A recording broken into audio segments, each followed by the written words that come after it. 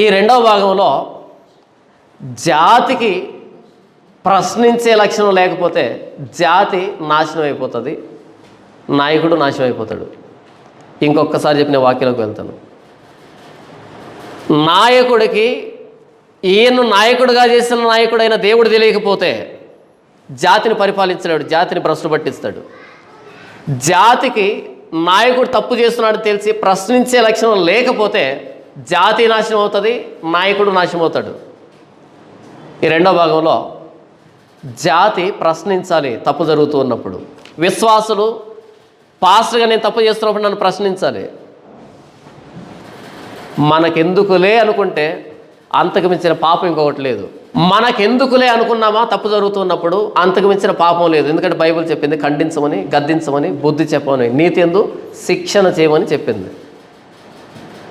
జనులు హితబోధన సహింపగా దురద చెవులు గలవారై తమ స్వకీయ దురాశలకు అనుకూలమైన బోధకులను తమ కొరకు పోగు చేసుకున్నారు. కాబట్టి ఓ తిమోతి, ఖండించు, గద్దించు, బుద్ధి చెప్పు, వాక్యాన్ని ప్రకటించు. ఎప్పుడు? సమయమందు ప్రకటించు, అసమయమందు ప్రకటించు. నీకు వీలు దొరికినప్పుడల్లా చావగొట్టి చెవులు మూసిపెట్టేసి అంతే వాక్యంతో. ఎందుకని? జనాభాకి ఏమి ఇష్టం అంటే తమ స్వకీయ దురాశలు ఉంటాయి ప్రతి ఒక్కడికి. ఆ స్వకీయ దురాశలకి ఎవరైతే సపోర్ట్ చేస్తారో వాళ్ళను పోగు చేసుకుంటారంట. ఏం చేసుకుంటారంట? పోగు. పోగు అంటే ఉదయాన్నే మీరు కసు ఊడ్చుంటారు కదా, కసు ఎలా ఊడుస్తారు? ఎలా ఊడ్చారు కదా, అంతా తోసుకుంటూ వచ్చి ఒక దగ్గర పోగు చేస్తారు కదా. అలా ఎక్కడెక్కడ చెత్త బోధకుడు ఉన్నాడో మొత్తం తోసుకుంటారంట. ఎందుకని? ఇది చెత్త కాబట్టి ఈ చెత్తను సపోర్ట్ చేసేది ఎవరు? చెత్త బోధకుడే. మీకు అర్థమయ్యే భాషలో చెప్తాను. నేను వ్యభిచారం చేస్తున్నాను అనుకో, నాకే పాస్టర్ కావాలి? పాస్టర్ జాన్ పాల్ వద్దు. ఎందుకని? బ్రతికుండగానే మసాలా దట్టిస్తాడు. మనకు ఎవరు కావాలంటే రెండో పెళ్లి చేసుకోంటాడు, రెండు పెళ్లి చేసుకోంటాడే. మనకు రెండో పెళ్లి చేసుకున్నటువంటి పాస్టర్ అయితే వాడు పొరపాటును కూడా వ్యభిచారం మాటే ఎత్తాడు లైఫ్ లాంగ్.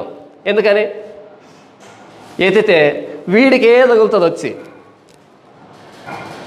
ముందు నువ్వు చూసుకోవో అంటాడు, కింద కూర్చున్నాడు కదా.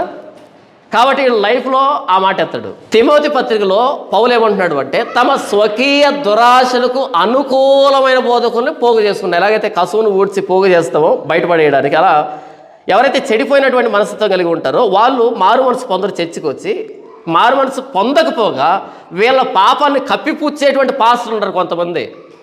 వడ్డీ వ్యాపారం చేయొచ్చు అబ్బాయి, వడ్డీ వ్యాపారం చేయొద్దని ఎవరు చెప్పారు? బైబిల్లో ఉందా అని అంటాడు. అప్పుడు వడ్డీ వ్యాపారం చేసే వాళ్ళంతా ఆహా ఇది కదా కావాల్సింది, ఈ చర్చి ఎక్కడుంది అడ్రస్ కనుక్కుంటారా. ఎందుకని? నా దగ్గరికి వచ్చాడు అనుకో, వరే నాయన డబ్బుతో తమాషాలు చేయకు, అప్పు ఇవ్వాలంటే ఇవ్వు కానీ వడ్డీ తీసుకోకు, బైబిల్ చెప్పలేదు అని అంటాను నేను. వద్దు, నష్టం. కాబట్టి వడ్డీ వ్యాపారం తప్పు కాదన్న వాడి దగ్గరికి వెళ్తే ఇష్టం, మనం ఎంతైనా చేసుకోవచ్చు. వ్యభిచారం తప్పు కాదన్న వాడి దగ్గరికి వెళ్తే చెప్తున్నారు ఈరోజు చాలామంది.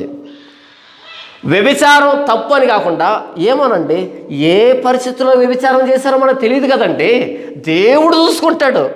అరే ఏ పరిస్థితుల్లో వ్యభిచారం చేసినా దాన్ని వ్యభిచారం అని అంటారు. మీకు విషయం అర్థమవుతుందా? ఎంత విశాల హృదయాలు వచ్చారంటే క్రైస్తవులకి. చూడు జాన్ పాల్, వాళ్ళు ఏ పరిస్థితిలో చేశారో మనకు తెలియదు కాబట్టి దేవుడు చూసుకుంటాడు. అంటే కొన్ని పరిస్థితుల్లో చేసినప్పుడు అది వ్యభిచారం కాకుండా ఉండే పరిస్థితులు ఉంటాయా?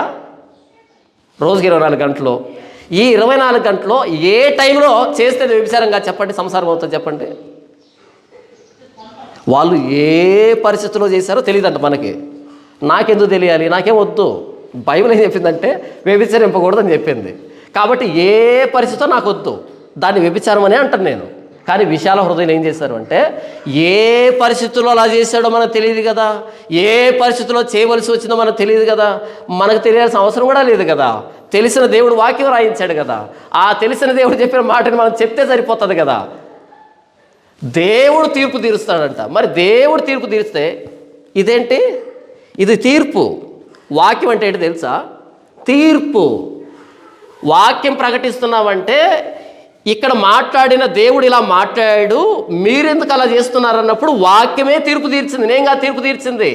అకార్డింగ్ టు 307 పలానా శిక్ష అన్నప్పుడు జడ్జి మీద కాదు కోప్పడాల్సి ఉంది.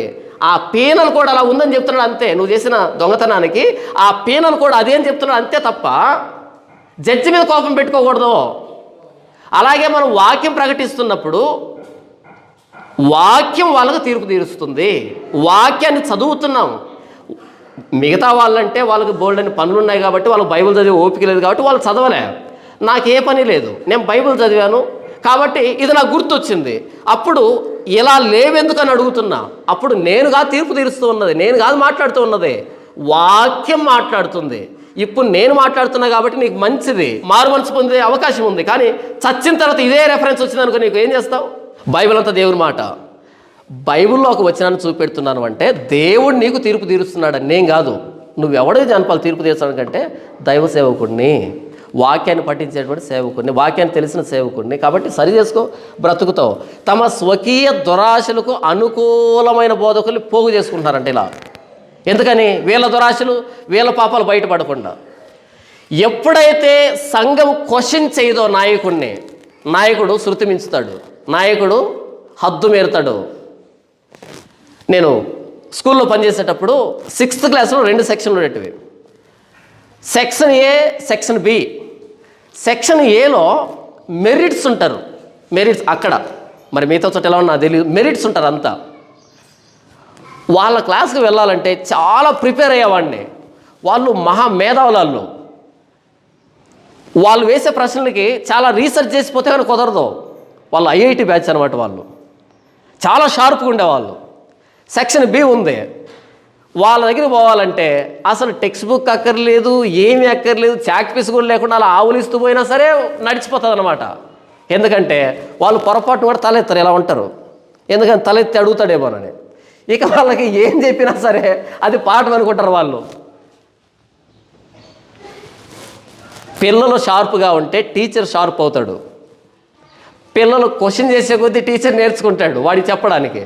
పిల్లలు ఇలా ఉన్నారనుకో, పెళ్లి పెత్తనంలో పెళ్లి కూతురు ఇలా ఉంటుంది చూసారా, అలా ఉన్నారనుకో, వీడు ఏ డ్యాన్స్ చేసినా వెళ్తుంది. కాబట్టి సంఘం పాస్టర్ని క్వశ్చన్ చేయాలి. ఎలా క్వశ్చన్ చేయాలి?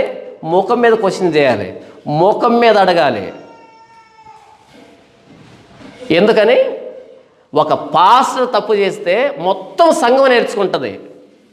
మీరు తప్పు చేశారనుకోండి, మిగతా వాళ్ళు నేర్చుకోకపోవచ్చు. నేను తప్పు చెప్పాను అనుకోండి, మీ అందరు నేర్చుకుంటారు కదా. మీకు అర్థమయ్యే భాషలో చెప్తాను. అందరం కూర్చున్నావు, తింటున్నావు, భోజనం చేస్తున్నావు, టపీమని బల్లి మీ ప్లేట్లో పడింది, చూసుకోకుండా గబగబా మింగేసాము, ఫోన్ మాట్లాడుతూ తినేసారు తెలియకుండా. ఎవరు చచ్చిపోతారు? ఎవరికి వాంతులు విరేచనాలు వస్తాయి? నీకే. అలా కాకుండా అక్కడ వండేటప్పుడు టపీమని బల్లి సాంబార్లో పడింది. ఇప్పుడు ఎవరెవరికి వాంతులు వస్తాయి, విరేచనాలు వస్తాయి? అందరికీ.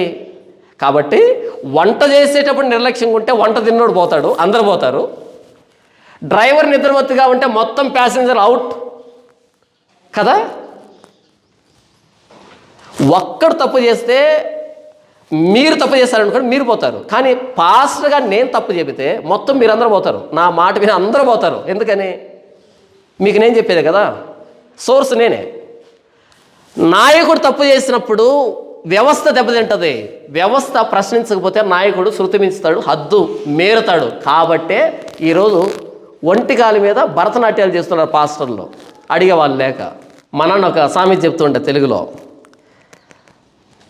రౌతు సరైనోడు కాకపోతేనంట గుర్రం 3 కాళ్ళ మీద పరిగెడుతుందంట. వాస్తవానికి గుర్రం 4 కాళ్ళ మీద పరిగెత్తది. కానీ పైన కూర్చున్నాడు చేతగానాడు, పైకి చూసి వీడికి కూడా 4 కాళ్ళు అవసరం అని టిక్కు టిక్కు అని 3 కాళ్ళతో పరిగెడుతుంది. సరైనడైతే 4 కాళ్ళతో పరిగెడుతుంది. పైన కూర్చున్నాడు చేతగానాడు ఏం చేస్తుంది? 1 కాలు అలా మడుచుకొని కుంటట్టుతుంది టిక్కు టిక్కు అని. ఈరోజు సంఘం చేతగాంది అయిపోయింది, ప్రశ్నించేటువంటి లక్షణాన్ని కోల్పోయింది. ప్రశ్న లేదు సంఘంలో, ఏం చెప్పినా వింటారు. అన్నా సరే ఆమెన్ ఆమెన్ స్తోత్రం హల్లెలూయా అంటున్నారు. వాడు వాక్యం చెప్పలే, తేపాడు, గొంతు సరి చేసుకున్నాడు, దానికి కూడా హల్లెలూయా అంటున్నారు. ఇంకేం చేద్దాం?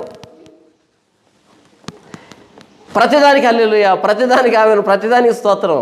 ప్రియులారా, నేను నా భార్య నన్ను కొట్టింది, స్తోత్రం, ఆమెను, హల్లెలూయా, స్తోత్రం అంటున్నారు అందరూ.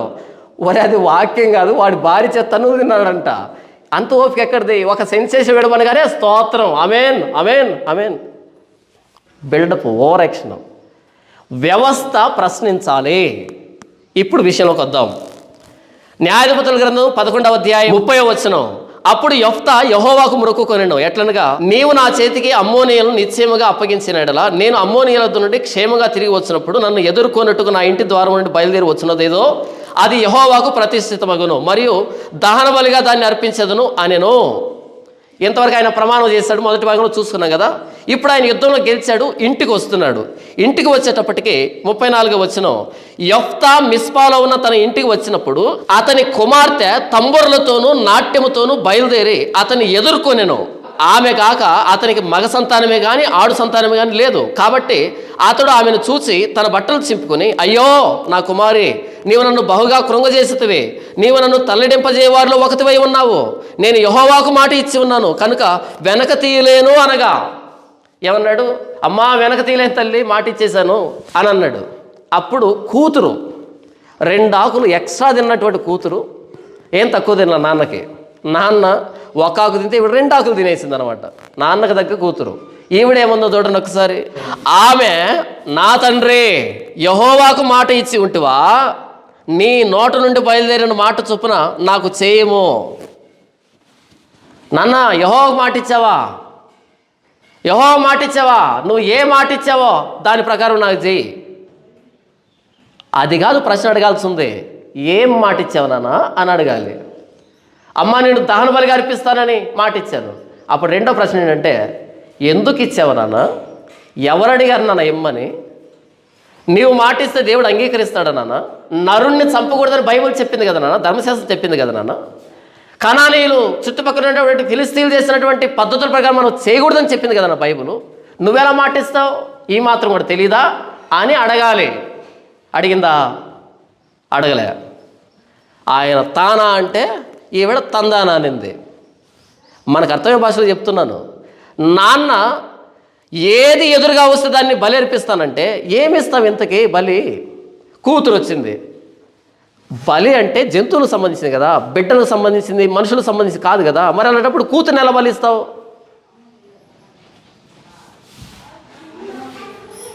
ఆవిడ తంబురులతోనూ సితారాలతోనూ మేళాలు వేసుకొని వచ్చినప్పుడు హాయిగా స్వాగతాన్ని ఆస్వాదించు, తర్వాత ఇంకేదైనా వస్తుందేమో చూడు. గొర్రో ఎద్దో ఏదైనా వస్తే దాన్ని తీసుకొని అర్పించు, అంతేగాని ఎదురుగా ఏమొస్తే దాన్ని అర్పిస్తానంటే మనిషి వచ్చింది, కూతురు వచ్చింది, నరబలి దేవుడు కోరలేదు కదా. అమ్మ కాస్త పక్క తప్పుకో, ఏదైనా ఎదురుందేమో చూస్తాను అనాలి. ఆ స్పృహ ఈయనకి లేకపోయి, అలా కాదు నాన్న, నరహత్య చేయకూడదని బైబిల్లో ఉంది. ఒక్కటంటే ఒక్క సందర్భంలో కూడా నరుణ్ణి వధించినట్టుగా దేవుడు అంగీకరించినట్టుగా లేదు. అంతకు మించి లేవి కాండంలో, ద్వితీయోపదేశ కాండంలో, ధర్మశాస్త్రంలో మనిషిని వధించకూడదని ఉంది. ఎలా మొక్కుబడి చేస్తావనన్నా అని అడగాలి. అడగలే. నాన్న, యెహోవాకు మాట ఇచ్చావా? నీ మాట చొప్పున చెయ్యి నాకు. ఎంత కోఆపరేట్ చేస్తే తగలబెట్టకేం చేస్తాడు? సేవకుడు ఏది చెప్పినా గుడ్డిగా తలదించుకోకూడదు. పాస్లు ఏది చెప్పినా గుడ్డిగా తలదించుకోకూడదు. వాక్యానుసారం చెప్పాడా, తల ఇచ్చేసాయి, ఇబ్బంది లేదు. వాక్యానికి మీరు వెళ్ళాడా, ప్రశ్నించు, ముఖం మీద కడుగు, ఏంటి నువ్వు మాట్లాడుతున్నదని. యెఫ్తా కూతురు యెఫ్తాను ప్రశ్నించలే. నాన్న ఏం మొక్కుబడి చేసావో దాని ప్రకారం చెయ్యి అంటే, నాన్న కూతురు ఇద్దరు కలిసి యెహోవాని ఏం చేశారు? నరబలి తీసుకునేటువంటి అమ్మోను దేవుడిగా చేశారు. ఇద్దరు కలిసి నరబలిని తీసుకునేటువంటి అమ్మోను దేవుడిగా మార్చారు.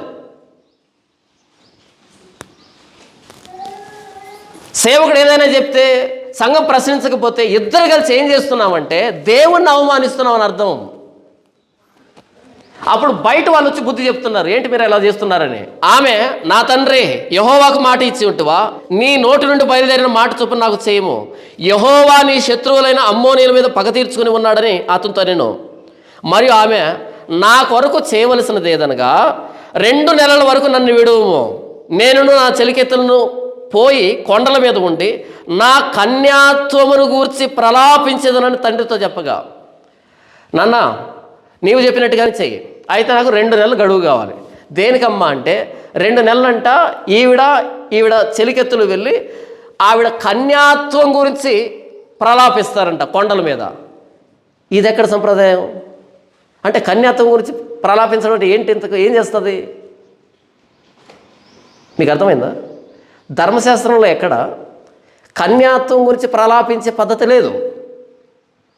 ఇది ఎక్కడిది? కనానీయుల సంప్రదాయం. కన్యాత్వం గురించి ప్రలాపించడం అంటే ఏం చేస్తారు ఇంతకీ? నాకు పెళ్లి కాలని ఏడుస్తావా? అప్పుడు ఏం అడగాలంటే, అంటే ఈ దరిద్రంలో కూడా మంచి సలహా ఇద్దాం. ఏమడగాలి అంటే, నాన్న నేను పుట్టుక్కొని పోయాను అనుకో, ఒక్కతే కూతుర్ని, నేను నీకు ఒక్కతే కూతుర్ని, కొడుకు లేడు, నేనే కూతుర్ని, నీకు ఆ వయసు అయిపోయింది, ఇక పిల్లలు పుట్టరు. నువ్వంటే బుద్ధిహీనంగా ప్రమాణం చేసావు. సరే, ఆ బుద్ధిహీనమైన ప్రమాణాన్ని నేను వ్యతిరేకిస్తే ఒప్పుకుంటావా? పొరపాటును కూడా ఒప్పుకోవు. నాకు తెలుసు ఆ విషయం, నీ క్యారెక్టర్ ఏంటో నాకు తెలుసు. ఒప్పుకుంటారా వీళ్ళు? ఒప్పుకోరు. కాబట్టి ఎటు నన్ను బలిస్తావు? అయితే నాకు పెళ్లి చేయి, ఒక్క 2 సంవత్సరాలు గడువు, 2 నెలలతో 2 సంవత్సరాలు గడువు, నీ కోసం 2 మనవలను కానీ వారసులను ఇచ్చి నేను చచ్చిపోతానా అని అడగాలి కదా. అది కాదంట, 2 నెలలు టైం ఇస్తానంట, తన కన్యాత్వం గురించి ప్రలాపిస్తానంట. 2 నెలలు అదే పనిగా నేను కన్యకును, నాకు పెళ్ళి ఏంటి ఎంత బాగుండని అదే పనిగా ఏడుస్తుందంట. ఈ ఏడుపు కొట్టే వ్యవహారాలన్నీ ఇశ్రాయేల్ సంప్రదాయం కాదు కదా. పెళ్లి చేసుకో, 2 సంవత్సరాలు పర్మిషన్ ఇస్తే పెళ్లి చేసుకుంటాను, నీకు మనవరాలను ఇస్తాను, నీకు వారసులను ఇచ్చిపోతాను నాన్న అను. ఈ కండిషన్లో కూడా ఒక ఛాన్స్ వెతుక్కుందాం. ఖచ్చితంగా ఒప్పుకుంటాడు కదా. చివరి కోరికను నెరవేరుస్తారు కదా చచ్చిపోయే ముందు. 2 నెలలు పర్మిషన్ ఇచ్చాడు, ఇక్కడ 2 సంవత్సరాలు ఇస్తాడు కదా, ఇంకా మంచిదే కదా. లేదా ఈరోజు నాకు పెళ్లి చేయి, 2 నెలలు నేను కాపురం చేసి చచ్చిపోతా, ఓకే మంచిది. కన్యాత్వం గురించి ఏడవలసిన అవసరం ఏంటి? పెళ్ళి ఏం తప్పు కాదు కదా, దేవుని నియమించిందే కదా. అలా కాదంట, కన్యాత్వం గురించి ఏడుస్తుందంట. ఎక్కడి సంప్రదాయం తల్లి? ఇది కనానీయుల సంప్రదాయం. కన్యాత్వం గురించి ఏడవడం కనానీయుల సంప్రదాయం. ఇంతకు కన్యాత్వం గురించి ఏడవడం అంటే అర్థం ఏంటి అంటే, తను కన్య, ఇంకా తాను ఒక బిడ్డను కనలే. స్త్రీని ఫలించే కొమ్మ అంటారు. స్త్రీని ఏమంటారు? ఫలించే కొమ్మ. స్త్రీ అన్న తర్వాత బిడ్డలు కంటది కదా, ఫలాలు వస్తాయి కదా అంటారు కదా. ఏమ్మా ఇంకా పండో పిందో కాయో ఇంకా లేదా అని అడుగుతారు కదా. అలా పిందో పండో వస్తుంది కదా. అలా పిందో పండో రాకుండా చనిపోతే మన దేశంలో పంట పండదు అనే మూఢత్వం నుంచి వచ్చినటువంటి సంప్రదాయం ఇది. ఇంకొకసారి చెప్తా వినండి. నా కడుపులో పిందో పండో ఇంకా పండలేదు కాబట్టి, అంటే నేను ఫలించకుండా పోతున్నాను కాబట్టి, నా ఉసురు దేశానికి తగిలి దేశంలో కరువు వస్తుంది, దేశంలో చెట్లు ఫలించవు, దేశంలో కాయలు కాయవు. అంటే దేశంలో కాయలు కాసేదానికి నీ కడుపుకి ఏంటి సంబంధం? ఆయన కదా పంటిచ్చేది, ఆయన కాదు, నా కడుపే. నా కడుపు కనుక ఫలించకుండా పోతే ఎవరికి తిండి దొరకదు. అంటే ఈ సీన్లో దేవుడు లేడా? దేవుడు లేడు. కనానీయుల సంప్రదాయంలో దేవుడు ఎక్కడున్నాడు? అసలు లేడు కదా. వీళ్ళు ఎవరింతకి? ఇశ్రాయేలీలో. చూసారా, ఇశ్రాయేలీ ఉండి కన్యాత్వం కోసం ఏడుస్తుందని కొండల్లోకి వెళ్ళి, ఈవిడేనా? ఈవిడతో పాటు తొట్టిగా కూడా వెళ్తుందంట, వాళ్ళు కూడా ఏడుస్తారంట. సరే, ఈవిడంటే ఏడ్చింది, మీరు దేనికోసం ఏడుస్తారు ఇంతకీ? ఏమో ఆవిడ రమ్మంది, వెళ్తాం, ఏడుస్తాం, అంతే కదా. ఎక్కడ మీటింగ్ పెట్టినా వెళ్తాం, వెళ్ళిన ప్రతి చోట ఏడుస్తాం. అది ఎందుకు ఏడుస్తాం మనకు తెలియదు, ఎందుకు ఏడిపిస్తారో వాళ్ళకు తెలియదు. ఏడుస్తున్నామంటే ఒక అర్థం ఉండాలి దానికి. కన్నీళ్ళు గారుతున్నాయంటే ఒక అర్థం ఉండాలా. ఎక్కడ మీటింగ్ పెట్టినా పోతారు, ఎవరు వాకింగ్ చెప్పినా ఏడుస్తారు. మరి ఎందుకు ఏడుస్తారు, ఎందుకు ఏడుపు వస్తుందో నాకు తెలియదు. ఎంత ఎమోషనల్గా కన్యాత్వం గురించి ప్రలాపించడానికి వెళ్ళింది. పెళ్లి చేసుకోవచ్చు కదా, ఎందుకు ఏడుస్తున్నావు? పెళ్లి చేసుకుంటే ఇశ్రాయేల్ సంప్రదాయం అవుతుంది అది. పెళ్లి చేసుకోకుండా ఏడిస్తే కనానీయుల సంప్రదాయం అవుతుంది. నాన్నే అమ్మోనీయుల సంప్రదాయాన్ని దేవుడికి అంటగడితే, కూతురు కనానీయుల సంప్రదాయాన్ని తన కన్యాత్వానికి అంటగట్టుకొని 2 నెలలు ఏడ్చింది. 38వ వచనం, అతడు పొమ్మని చెప్పి, ఆయన ఏమనాలి? అమ్మ ఏంటి కన్యాత్వం గురించి ఏడుస్తావా అంటే ఏంటిది అని అడగాలి. ఆయన ఏమంటున్నాడు? అతడు పొమ్మని చెప్పి 2 నెలల వరకు ఆమెను పోనిచ్చాను కనుక ఆమె తన చెలికత్తులతో కూడా పోయి కొండల మీద తన కన్యాత్వమును గురించి ప్రలాపించను. కొండల మీద కన్యాత్వం గురించి ప్రలాపించను. మరి ఏం చేసిందో తెలియదు. 39వ వచనం, ఆ 2 నెలల అంతమున ఆమె తన తండ్రి యొద్దకు రాగా అతడు తాను మొక్కుకొనిన మొక్కుబడి చొప్పున ఆమెకు చేసెను. ఇప్పుడు చెప్పండి, యెఫ్తా బలిచ్చాడా, బలివ్వలేదా? కన్యాత్వం గురించి తాను అడిగింది, ప్రలాపించడానికి అడిగింది, సమయం ఇచ్చాడు. 2 నెలల గడువు అయిపోయిన తర్వాత తాను వచ్చిన తర్వాత తాను మొక్కుకొనిన మొక్కుబడి చొప్పున ఆమెకు చేసిన అంటే బలి ఇచ్చాడు, అంతేనా? సెకండ్ థాట్ లేదు ఇక్కడ కదా. కానీ ఈరోజు కొంతమంది మేధావులు బయలుదేరి యెఫ్తా బలివ్వలే, మేము సీన్లో ఉన్నాం, అక్కడ యాక్చువల్ రికార్డ్ చేసాము, సీన్లో ఉన్నాం, యెఫ్తా బలివ్వలే. ఏం చేశాడు అంటే కన్యకగానే దేవుని సేవకు వదిలిపెట్టాడంట. వెతకండి, అక్కడ 200 సార్లు వెతకండి, 200 సార్లు వెతకండి, ఉందాం అక్కడ నాకు కనపడకుండా. కన్యకగా దేవుని మందిరానికి ఇచ్చాడంట, సేవకి ఇచ్చాడంట. అది ఎక్కడుందంటే సమూయేలు గ్రంథంలో కొంతమంది స్త్రీలు సేవ చేయడానికి వస్తారు కదా ప్రత్యక్ష గుడారం దగ్గరికి, అలా ఇది ప్రత్యక్ష గుడారం దగ్గరికి సేవ చేయడానికి వచ్చారంట కొంతమంది. ఇంతకు సమూయేలు గ్రంథం ఎక్కడుంది? ఇంతకీ ప్రత్యక్ష గుడారం ఎక్కడుంది? సమూయేలు గ్రంథంలో షిలోహులో ఉంది. ఇక్కడేమని రాయబడింది? యెహోవా అని కానీ, యెహోవా ఇశ్రాయేలు కొరకు చేసిన కార్యాలు కానీ తెలియని తరం అని ఉంది. ఇక్కడ ప్రత్యక్ష గుడారం ఎక్కడుంది? షిలోహులో ఉంది. వీళ్ళు ఎక్కడున్నారు? మిస్పాలో ఉన్నారు. ఇక్కడ ఆ సందర్భం వెళ్ళినప్పుడు దాన్ని తెచ్చి ఇక్కడ కల్పించేసి ఇదంతా ఎందుకంటే బలి ఇచ్చాడు అన్నప్పుడు యెహోవా బలి తీసుకోడు కదా అని యెహోవాని డిపెండ్ చేస్తున్నారు, దేవుని డిపెండ్ చేస్తున్నారు వీళ్ళు మేధావులు. అసలు యెహోవాకి ఆయన ప్రమాణం చేసిందే వాక్యానికి విరుద్ధం. దేవుడైన యెహోవా అడగల బలిని, ఈయన ఇచ్చాడు. ఈయన ఇస్తే దేవుడు తప్పు అవుతుందా, ఆయన తప్పు అవుతుందా? యెఫ్తాదే తప్పు అవుతుంది. కాబట్టి పై వచనాల్లో యెహోవా అంటే ఎవరు అన్నది తెలియక కిందకు వచ్చేటప్పటికి యెఫ్తా తన కూతురు బలి ఇచ్చాడనగానే బయట వాళ్ళకి ఏమో సమాధానం చెప్పాలో తెలియక ఏంటేంటో కలుపుకొని మొత్తం అంతా చివరికి వచ్చేటప్పటికి యెఫ్తా బలి ఇవ్వలేదు, ఆవిడను కన్యకగానే పెళ్లి కాకుండా అలా ప్రతిష్ఠించాడు, దేవుని సేవ చేయమని అని అన్నాడు. అసలు ఆయన దేవుని సేవ చేయమని ఆవిడని పంపిస్తాడు? ఆయనకే దేవుడి పట్ల పట్టులేక అమ్మోనీయుల సంప్రదాయాన్ని కలగలిపితే ఈయన దేవుని సేవకి ఎందుకు పంపిస్తా? అసలు దేవుడు అనే కాన్సెప్ట్ ఎక్కడుంది? అక్కడ లేదు. అలా 2 నెలల తర్వాత వస్తే తాను మొక్కుకొనిన మొక్కుబడి, ఏం మొక్కుబడి? ఏది ఇంట్లోంచి బయటకు వస్తే దాన్ని బలర్పిస్తానని మొక్కుకున్నాడు, అర్పించేశాడు, అయిపోయింది. బయటోళ్ళు సమాధానం చెప్పడానికి అబద్ధాలు అల్లాల్సిన అక్కర్లే. ఆ సందర్భాన్ని అర్థం చేసుకుని సరిపోద్ది. ఇక్కడ యెఫ్తా చేసినటువంటి తప్పు, యెఫ్తా అమ్మోనీలాగా ప్రవర్తించాడని దేవుడు చెప్తున్నాడు తప్ప దేవుడు అడిగినట్టు లేదు అక్కడ, దేవుడు ఆమోదించినట్టు లేదు అక్కడ. ఇది యెఫ్తా తప్పు. నేను సిగరెట్ తాగానండి, నాకు యేసుప్రభు చెప్పాడు సిగరెట్ తాగమని, నా తప్పు అవుతుంది అది. నేను మోసం చేశాను, నేను దొంగతనం చేశాను, వీడు పాస్టర్ కదా వీడు దొంగతనం చేశాడంటే యేసుప్రభు దొంగ అంటే కుదరదు, అది నా తప్పు అవుతుంది. యెఫ్తా తాను మొక్కుకునే మొక్కుబడి, వాక్యానికి వ్యతిరేకమైన మొక్కుబడి, ఇశ్రాయేలు సంప్రదాయం కానటువంటి సంప్రదాయం అది. యెఫ్తా కూతురు కూడా అన్న నువ్వు దేనికి మొక్కుబడి చేసావు దాన్ని చెయ్యంది. అంతెందుకు మొన్నటికి మొన్న కొన్ని వందల సంవత్సరాల క్రితం మన భారతదేశంలో సతీ సహగమనం అనేటువంటి దురాచారం ఉండేది. భర్త చచ్చిపోతే భార్యను భర్తకు కట్టి చితి మీద పెట్టి కాల్చేవాళ్ళు. అలా ఒక సంఘ సంస్కర్త వెళ్ళి ఒక ప్రాంతంలో భర్తతో పాటు భార్యను తగలబెడుతూ ఉంటే బలవంతంగా వెళ్ళి ఆ భార్యను లాగేశాడంట పక్కకి. లాగితే ఆవిడ మరలా పరిగెత్తుకుంటూ వెళ్ళి ఆ చితిలో దూకిందంట. ఎందుకని? భర్తతో పాటు చనిపోతే పుణ్యం అని బాగా బ్రెయిన్ వాష్ చేశారు ఆనాటి సంప్రదాయం. భర్తతో పాటు చచ్చిపోతే పుణ్యం, భర్త లేకుండా ఏం చేస్తావే అనేటట్టుగా చెప్పారు. కాబట్టి భర్తతో పాటు చచ్చిపోతే పుణ్యము, వీడెవడో అమెరికా వాడు వచ్చాడు, వీడెవడో క్రైస్తవుడు వచ్చాడు, నన్ను పుణ్యలోకానికి పోకుండా బయటికి లాగుతున్నాడని విదిలించుకొని వెళ్ళి అందరూ దూకింది. మొన్నటికి మొన్నే ఇలా విదిలించుకుని వెళ్ళి దూకితే ఎన్ని వేల సంవత్సరాల క్రితం కనాను సంప్రదాయాలు, అమ్మోను సంప్రదాయాలు మునిగి తేలుతున్నారు. యెహోవా తప్ప అందరూ తెలుసు మన వాళ్ళకి. అందుకనింది యెఫ్తా కూతురు, నన్ను పుణ్యలోకానికి పంపించు నాన్న, నీ ప్రమాణం కనుక తప్పుపోతే నేను నరకానికి వెళ్ళిపోతా. ఈయన ప్రమాణం తప్పు అయితేనో ఉప్పు అయితేనో నరకం పోదు. ఈవిడ దేవుని దగ్గరికి పోకపోవడం ఉండదు. దేవుడు చెప్పిన ప్రకారం చేస్తే పోతాం. మనం ఏమి నమ్ముతామో దాన్ని చేస్తాం. అలా యెఫ్తా కూతురు 2 నెలల తర్వాత నిజాయితీగా వచ్చింది, నిజాయితీగా. అంతెందుకు మనం 5వ తరగతి పాఠ్య పుస్తకాలు చూస్తే పులి ఆవు కథ ఉంటుంది చూసారా?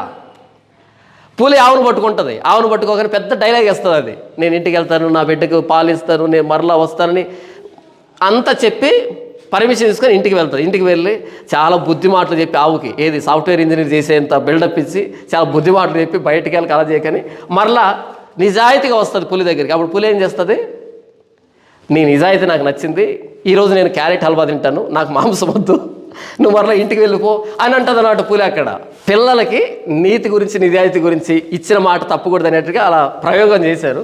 ఓకే, అలా నిజాయితీగా వస్తుంది, నాన్న మాట కట్టుబడి వస్తుంది. నాన్న తాను మొక్కుబడి చొప్పున ఆవిడ్ని దహన బలిగా అర్పిస్తాడు. చాలామంది ఏమంటారు అంటే, అలా దహన బలిగా అర్పిస్తే అది పాపం కదా, అది పాపమనే బైబిల్ చెప్తుంది. అలా దహన బలిగా అర్పిస్తే దేవుడు అంగీకరించరు కదా, అంగీకరించలేదనే బైబిల్ చెప్తూ ఉంది. అలా దహన బలి అర్పించడం అన్నది ధర్మశాస్త్రం లేదు కదా, లేదనే బైబిల్ చెప్తూ ఉన్నది. మొత్తం మీరు న్యాయాధిపతులు చూసినప్పుడు కంప్లీట్గా ఎంత ఇశ్రాయేలీలు ఎంత పతనావస్థకు వెళ్ళిపోయారు, ఎంత దారుణంగా తయారైపోయారో చెప్తుంది న్యాయాధిపతుల గ్రంథం. ఎంత దిగజారిపోయారో వాళ్ళ నైతిక విలువలో. సమూయేలు గ్రంథం వచ్చేటప్పటికి అక్కడ ప్రవక్త కనబడతారు మనకు సమూయేలు. అది కూడా ఎవరు, ముందు ఏలీ ఉంటాడు. ఏలీ ఎలాంటాడు, దేవుని గౌరవించడు, ఇద్దరు కొడుకులు కొరవ పెట్టుకుంటాడు అనమాట. ఆ నాయకత్వాన్ని త్రోసి ఇప్పుడు ఒక నమ్మకమైనటువంటి చిన్నతనం నుంచి దేవుని ఎందుకు భయభక్తులు కలిగినటువంటి, పాలు విడవగానే తన బిడ్డను దేవునికి అప్పగించినటువంటి ఆ బిడ్డ సమూయేలు ఎదిగి అలా ఇశ్రాయేలు జాతిని ధర్మశాస్త్రం నడిపిస్తాడు. అక్కడి నుంచి రాజరిక వ్యవస్థ ప్రారంభమవుతుంది. అక్కడి నుంచి ప్రవక్తల పరంపర కొనసాగుతుంది. ఇది న్యాయాధిపతుల గ్రంథం. ఇక్కడ మందసం యొక్క ప్రస్తావన లేదు, ఇక్కడ సేవ యొక్క ప్రస్తావన లేదు. రాజు లేడు కాబట్టి ఎవడి ఇష్టం వాడిది, ఎవడికి వాడే రాజు. అలా యెఫ్తా కూతురు దహన బలిగా అర్పించబడింది. చాలామంది ఏమంటారంటే, అలా కాదు బ్రదర్, దహన బలిగా అర్పించబడలేదు, మీరు అపార్థం చేస్తున్నారు. యాక్చువల్గా మనం అపార్థం చేస్తున్నాం. అక్కడ యెఫ్తా తన కూతుర్ని దేవుడికి ప్రతిష్ఠించాడు, పెళ్ళి కాకుండా కన్యకగానే ఉండేటట్టుగా ప్రతిష్ఠించాడు అని అన్నాడు. ప్రశ్న, ఒకవేళ పెళ్ళి కాకుండా కన్యకగా ప్రతిష్ఠిస్తే మరి 2 నెలలు ఏం చేసింది ఆవిడ? మరి 2 నెలలు దేనికి? అలాగే అప్పగిస్తే పోలే. మరి ముందు 2 నెలలు ఎందుకు అష్టాచం ఆడుకుందా? కాదు కదా. 2 నెలలు తన కన్యాత్వం గురించి ప్రలాపించింది, తర్వాత వస్తే ఆయన బలర్పించాడు. కాదంట. 2 నెలల తర్వాత వచ్చిన తర్వాత ఈవిడ్ని కన్యకగా దేవుని సేవకు అప్పగించాడంట. అక్కడ లేదు కదా, అక్కడ ఉండదు, సమూయేలు గ్రంథంలో ఉన్న దీని గురించే. ఓకే, దాన్ని ఒప్పుకుందాం ఆర్గ్యుమెంట్ కోసమని. ఒకవేళ యెఫ్తా తన కూతుర్ని బలిగా అర్పించి ఉంటే ఈ కార్యక్రమం అంతా 30 నిమిషాలు అయిపోయి ఉండేది. 30 నిమిషాల్లో యెఫ్తా కూతురు బూడిదిగా మిగిలేది. 30 మినిట్స్ లేదా 1 గంటలో అయిపోయి ఉండేది వ్యవహారం, ఇంకేముండదు. మొదటి 5 నిమిషాలు 6 నిమిషాల్లో విపరీతమైన బాధ అనుభవించి చనిపోయి ఉండేది. తర్వాత పూర్తిగా బాడీ కాలడానికి అర్ధ గంట పట్టి ఉండేది. ఒకవేళ దహన బలి అర్పించకుండా తనని కన్యకగా దేవునికి సమర్పించి ఉంటే ప్రతిరోజు కాలి చచ్చేది. అర్థమైందా?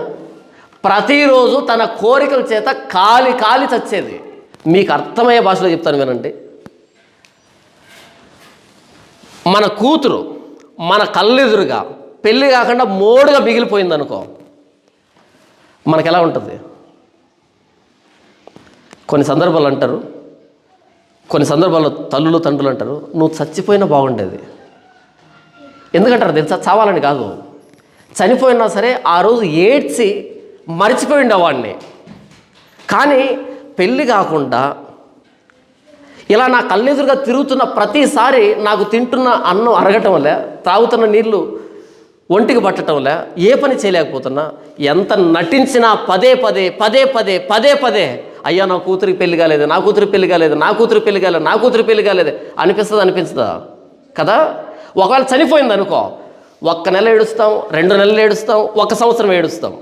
ఆ తర్వాత అంత బాధ ఉండకపోవచ్చు. కానీ తను మోడుగా మిగిలిపోయి ఎదురుగా కనిపిస్తున్న ప్రతిసారి, తను చావడం కాదు, తను చూసిన ప్రతిసారి మనం చస్తాం. దారిని వెళ్తున్న ఏ జంటను చూసినా చస్తాం, పెళ్ళైన ఏ అమ్మాయిని చూసినా చస్తాం, బిడ్డలను ఆడించుకుంటున్న ఏ తల్లిని చూసినా చచ్చిపోతాం. ఎందుకని? నా బిడ్డకేంటి పరిస్థితిని కదా. యెఫ్తా తన కూతుర్ని బలి ఇచ్చాడు అంటే అంతటితో అయిపోయింది వ్యవహారం. కానీ బలి ఇవ్వకుండా దేవుడికి ఇచ్చాడు అంటే తనకై తాను తీర్మానం చేసుకోలే నేను కన్నికగా మిగిలిపోతానని. ఎవడో విధించిన దానికి మనం లోబడలేము. నేను అనుకున్నాను అనుకో, మనసులో నేను పెళ్లి చేసుకోకుండా సేవ చేయాలని నేను అనుకున్నాను అనుకో, నా వంతుగా ప్రయత్నం చేస్తా. కానీ మా నాన్న అనుకున్నాడు అనుకో, నా కొడుకు పెళ్లి చేయకుండా వదిలిపెట్టేస్తా అని అనుకున్నాడు అనుకో, నేను ఎలా ఉంటాను? అది నా ఆలోచన కాదు కదా. కాబట్టి దహన బలి అర్పించాడు అనేదానికంటే 100 రెట్లు ఘోరం కన్యకగా వదిలిపెట్టడం. ఆవిడ పరిచర్య చేయదు, ఈవెన్ను తమాయించుకునే విషయంలోనే జీవితం అయిపోతుంది. ఎంత పాపం తెలుసా అది? ఎంత పాపం తెలుసా? అసలు తనకు పెళ్ళి కావాలా వద్దని నువ్వెందుకు డిసైడ్ చేస్తావు? పెంచు, పెద్ద చేయి. పెళ్లి వయసు వస్తే తను పెళ్లి చేసుకుంటుందా పెళ్లి చేసుకోదా అన్నది తన నిర్ణయానికి వదిలిపెట్టు. పెళ్లి చేసే ఖర్చు నువ్వు భరించుకో, పెళ్లి చేసేటువంటి ఆ తీర్మానం నువ్వు చేసుకో. కానీ తను పెళ్లి చేసుకోవాలా వద్దా తను తీర్మానం చేసుకుంటుంది. అలా కాదంట. యెఫ్తా అండి బలి అర్పించలేదు, కన్యకగా వదిలిపెట్టాడు. ఏదో వీళ్ళు చాలా సేవ్ చేస్తున్నారు దేవుని. పాపం దేవుడు డిఫెన్స్లో పడిపోతే దేవుణ్ణి సేవ్ చేయడానికి వచ్చారు. కాదు, న్యాయాధిపతుల గ్రంథం అన్నది నెగిటివ్ యాంగిల్లో రాయబడినటువంటి పుస్తకము. కనానీయుల సంప్రదాయము, అమ్మోనీయుల సంప్రదాయము, అన్యజనుల సంప్రదాయం మిళితమైనటువంటి ఇశ్రాయేలు జాతి, దేవుని మర్చిపోయినటువంటి ఇశ్రాయేలు జాతి. న్యాయాధిపతులే ధర్మశాస్త్రం తెలియకుండా ప్రవర్తించారు, యెహోవాను వెక్కిరించారు అని ప్రతి న్యాయాధిపతి గురించి ఆయన పైకి లేవడం కింద పడిపోవడం గురించి న్యాయాధిపతి గ్రంథంలో మనం చూస్తాం. ఆ కాలంలో రాజు లేడు కాబట్టి ఎవడి ఇష్టం వాడిది. యెఫ్తా ఇష్టం, యెఫ్తాది తన కూతురు ఇష్టం, తన కూతురిది. అసలు ఈవిడ అడగడం వెంటనే కన్యాత్వం గురించి ఏడుస్తానని 2 నెలలు. అలా వస్తే ఆయన బలి అర్పించాడు. చూడండి 40వ వచనం. ఆమె పురుషుని ఎరుగనే లేదు. ప్రతి సంవత్సరమున ఇశ్రాయేలీల కుమార్తెలు 4 దినములు గిలాదు దేశస్థుడైన యెఫ్తా కుమార్తెను ప్రసిద్ధి చేయుట కద్దు. ప్రతి సంవత్సరం 4 రోజులు పండుగ అంట. మన భారతదేశంలో సంక్రాంతి ఎన్ని రోజులు? 3 రోజులు. భోగి, పెద్ద పండుగ, పశువుల పండుగ, కనుమ అంటాం కదా. కానీ గిలాద్ దేశంలో 4 రోజులు సంక్రాంతి. ఏ సంక్రాంతి ఇది? యెఫ్తా కూతురు సంక్రాంతిది. ఇంతకు ఏం ఉద్ధరించింది ఈవిడ? కనాను సంప్రదాయాన్ని గుద్దింది ఇలా తన మరణంతో ఇశ్రాయేలు జాతి మీద. ప్రతి సంవత్సరం ఇశ్రాయేలు కుమార్తెలంట 4 రోజులు ఎవరిని ప్రసిద్ధి చేస్తున్నారంట? యెఫ్తా కుమార్తెను. ఇంతకు ఆయన సాధించాడు, ఈవిడేమి సాధించింది? ఏం ప్రసిద్ధి చేస్తున్నారు, ఏం చేస్తున్నారు? ఎందుకంటే మనమంతా ఇలా ప్రతి సంవత్సరం 4 రోజులు. లేవీకాండం 23వ అధ్యాయంలో దేవుడు 7 పండుగలు ఇస్తాడు. అవి మర్చిపోయారు ఎప్పుడో. దేవుడిచ్చిన 7 పండుగలు గాల్లో కలిసిపోయాయి. యెఫ్తా కుమార్తె పండుగ వచ్చింది, సంవత్సరానికి 4 రోజులు పండుగ. ఏం చేస్తారు? జైంట్ వీళ్ళు వస్తాయి, కొలంబస్ వస్తుంది, పీచు మిఠాయి వస్తుంది, చెరుకులు వస్తాయి, బుడ్డలు వస్తాయి, రికార్డింగ్ డాన్సులు వస్తాయి, చెక్క భజనలు వస్తాయి, డీజేలు వస్తాయి. ఎవరిని ప్రసిద్ధి చేస్తున్నారా అంటే యెఫ్తా కూతురునంట. ఇంతకు ఏం చేసింది? సిలువ ఎక్కిందా? సిలువ ఎక్కలే, తన కన్యాత్వం గురించి ఏడ్చింది. కన్యాత్వం అదేంటి? అది కనానీయుల సంప్రదాయమే. అంటే కనానీయుల సంప్రదాయాన్ని మరణంతో ముద్రేసినటువంటి ఈవెన్ని 4 రోజులు ప్రసిద్ధి చేస్తున్నారంట. ప్రసిద్ధి అంటే అర్థం ఏంటి తెలుసా?